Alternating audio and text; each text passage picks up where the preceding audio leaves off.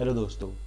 इस वीडियो के अंदर हम बहुत ही छोटे से और बहुत ही इम्पोर्टेंट टॉपिक को समझेंगे कि वर्ड लिमिटेशन, प्रेस्क्रिप्शन और एस्टॉपल के बीच में क्या डिफरेंस होता है। जो हमारा वर्ड लिमिटेशन एक्ट या फिर सीपीसी के अंदर या सिविल प्रोसीडिंग्स के अंदर यूज़ होता है, लिमिटेशन, प्रेस्क्रिप्शन या एस्टॉपल।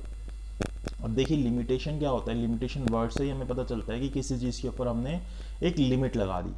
लिमिटेशन जो है एक वो प्रोसीजरल पार्ट है लॉ का, जहाँ पे हम किसी से ये रेमेडी उसकी छीन लेते हैं कि अब वो इस टाइम पीरियड के बाद अपना सूट या फिर कोई भी अदर प्रोसीडिंग्स कोर्ट के अंदर इंस्टीट्यूट नहीं कर सकता। इसी को हम लिमिटेशन बोलते हैं, जिसके लिए हम पूरा लिमिटेशन एक्ट भी पढ़ते हैं कि किस हिसाब से हमें अपनी लिमिटेशन कैलकुलेट करनी है, कितने टाइम के अंदर हम अपने सूट को या जैसे अपील को या एप्लीकेशन को हम फाइल कर सकते हैं। तो वो सारी चीज़ें लिमिटेशन के अंदर आती हैं। लिमिटेशन सिर्फ आपसे आपकी एक रेमेडी छीन रहा है कि आप इसके बाद अपना सूट जो है कोर्ट के अंदर इंस्टीट्यूट नहीं कर सकते या अपनी कोई और प्रोसीडिंग आप नहीं कर सकते, लेकिन वो आपसे आपका राइट नहीं छीन रहा। अभी भी आपके पास अधिकार है जो भी चीज़ थी उसके ऊपर। जैसे मान लीजिए अगर आपने ए से कोई डेप्ट लेना था, मान लीजिए कुछ अमाउंट लेना था 10,000 रुपये का, और उसके लिमिटेशन पीरियड थी कि आपने 3 साल के अंदर, जिस दिन से आपका वो डेप्ट ड्यू हुआ था उस दिन से 3 साल के अंदर आपने उसके ऊपर, अगर आपको वो डेप्ट नहीं दे रहा, आपको वापस अमाउंट पे नहीं कर रहा, तो उसके 3 साल के अंदर आपने कोर्ट के अंदर सूट इंस्टीट्यूट करना था उसके अगेंस्ट। अगर आप उस पीरियड के अंदर नहीं करते तो आपका जो लिमिटेशन पीरियड है वो खत्म हो जाएगा। तो अब ये पीरियड खत्म, तो अब आप कोर्ट के अंदर नहीं जा सकते सूट को इंस्टीट्यूट करने के लिए। लेकिन यहाँ पे जो लिमिटेशन है उसने सिर्फ आपकी एक रेमेडी छीनी कि आप कोर्ट में जाके उससे ये पैसा वसूल कर सकते थे, लेकिन यहाँ पे अभी आपका राइट खत्म नहीं हुआ, अभी भी आपका डेप्ट उसके ऊपर बना हुआ है। हो सकता है कि आप कोर्ट के बाहर उससे पैसे मांगे और वो आपके पैसे दे दे, आपका राइट अभी भी बना हुआ है। किसी और तरीके से कुछ भी है तो अभी राइट आपका बना हुआ है किसी भी गुड्स के ऊपर या किसी भी चीज़ के ऊपर। ये सिर्फ एक रेमेडी छीनता है और ये प्रोसीजरल पार्ट है, इसलिए ही हम इसको प्रोसीजरल लॉ का पार्ट बोलते हैं लिमिटेशन को। तो लिमिटेशन के अंदर ये बात होती है। अब लिमिटेशन को कैसे कैलकुलेट करते हैं, तो वो उसके लिए हम पूरा लिमिटेशन एक्ट पढ़ना होगा, जो हमने सेपरेट वीडियोस के अंदर समझा हुआ है, आप उसको देख सकते हैं, आपको समझ आ जाएगा। उसके बाद अगर हम बात करें प्रेस्क्रिप्शन की, प्रेस्क्रिप्शन जो होता है वो एक प्रोसीजरल पार्ट नहीं है, वो सब्सटेंटिव लॉ का पार्ट है, इसलिए वो सब्सटेंटिव लॉ भी कहते हैं हम प्रेस्क्रिप्शन को। प्रेस्क्रिप्शन क्या करता है? प्रेस्क्रिप्शन पार्टीज के या तो राइट्स को क्रिएट करता है या फिर एक्सटिंग्विश करता है, या तो बनाता है वो राइट्स को या फिर उन राइट को ख़त्म कर देता है, तब हम उसको प्रेस्क्रिप्शन बोलते हैं। जैसे अगर आपको एग्जांपल दूं प्रेस्क्रिप्शन का, सेक्शन 25 या सेक्शन 27 जब हम पढ़ते हैं लिमिटेशन एक्ट का, उसके अंदर प्रेस्क्रिप्शन आती है। जैसे मान लीजिए कि अगर आपके घर के ऊपर पिछले 20 साल से यहाँ पे एक विंडो बनी हुई है और उस विंडो से आपके सनलाइट आ रही है आपके पास। अब वो जो सनलाइट आ रही है उसको 20 ईयर्स हो गए, आप और किसी ने आपको इंटरप्रेट नहीं किया, उसके अंदर किसी ने आपके ऊपर कोई रोक टोक नहीं लगाई और आप उसको एंजॉय कर रहे हो उस राइड को पिछले 20 साल से, उस ईजमेंट के राइड को पिछले 20 साल से एंजॉय कर रहे हैं, किसी ने भी कोई रोक टोक नहीं लगाई। तो 20 साल बाद अब वो आपका राइट बन जाएगा कि वहां से आपकी जो लाइट है वो आने का राइट बन जाएगा, वो एब्सोल्यूट हो जाएगा। अब आपको वहां पे कोई रोक नहीं सकता आपके उस राइट को एंजॉय करने से। तो इसी को हम प्रेस्क्रिप्शन बोलते हैं। यहाँ पे क्या हुआ कि यहाँ पे एक राइट क्रिएट हो गया, यहाँ पे आपका राइट बन गया कि अब आप वहाँ से आपका राइट है कि आपको वहाँ से लाइट आए। वहीं मान लीजिए आपके घर के साथ किसी और का घर था और उसकी बिल्डिंग आपसे नीचे थी, लेकिन 20 साल हो गए उसने आपको इंटरप्रेट नहीं किया, वहाँ पे इंटरप्ट नहीं किया और आपको वहाँ से लाइट भी आ रही है पिछले 20 साल से।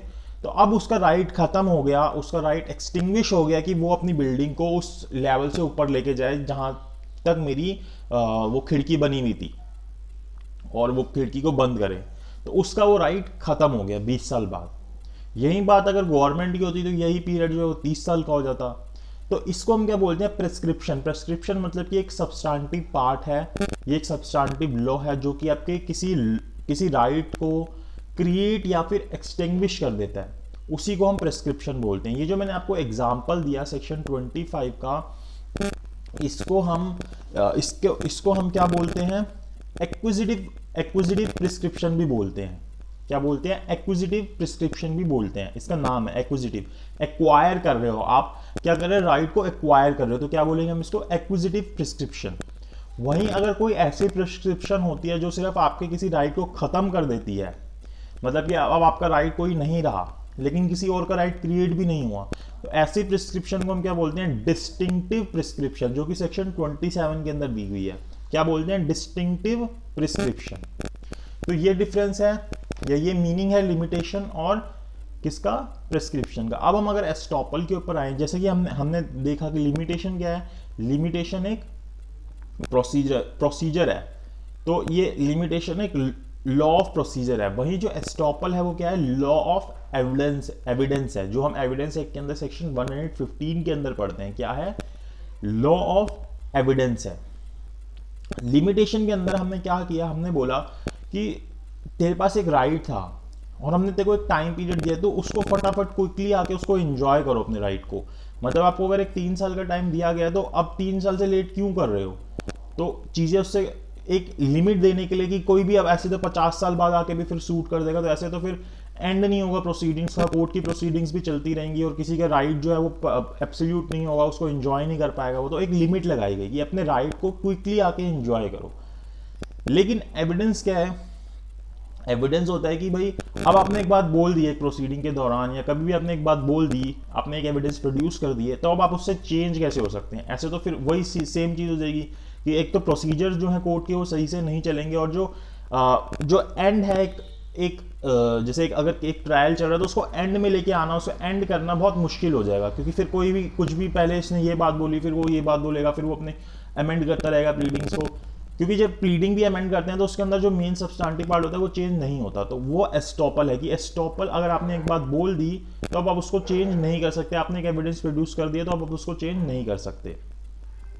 लेकिन जो लिमिटेशन पीरियड है, जो लिमिटेशन की बात है, वो किसके ऊपर एप्लीकेबल होती है, वो सिर्फ और सिर्फ प्लेंटिफ के ऊपर एप्लीकेबल होती है, क्योंकि प्लेंटिफ नहीं तो सूट या कोई प्रोसीडिंग लेके आनी है या जिसने कोई प्रोसीडिंग फाइल करनी है उसके ऊपर एप्लीकेबल होगा। वहीं जो एस्टॉपल की बात है, जो हमने एस्टॉपल वर्ड समझा, एस्टॉपल की जो बात है वो किसी के ऊपर भी एप्लीकेबल हो सकती है, प्लेंटिफ के ऊपर भी हो सकती है और डिफेंडेंट के ऊपर भी एप्लीकेबल हो सकती है, क्योंकि प्लेंटिफ ने अगर कोई बात बोली तो वो भी उसको चेंज नहीं कर सकता, डिफेंडेंट ने अगर कोई बात बोली तो वो भी उसको चेंज नहीं कर सकता। तो यहाँ पे हमने 3 टर्म समझी, लिमिटेशन, प्रेस्क्रिप्शन और एस्टॉपल। आई होप आपको अच्छे से समझ आई हो। अगर आपको कोई भी डाउट हो तो कमेंट बॉक्स में कमेंट कीजिएगा, मैं उसको रिप्लाई ज़रूर करूँगा। अगर आपको वीडियो अच्छी लगी तो लाइक कीजिएगा और इसको शेयर कीजिएगा, जिनको इन टर्म्स का मतलब समझना हो चैनल को सब्सक्राइब जरूर कीजिएगा।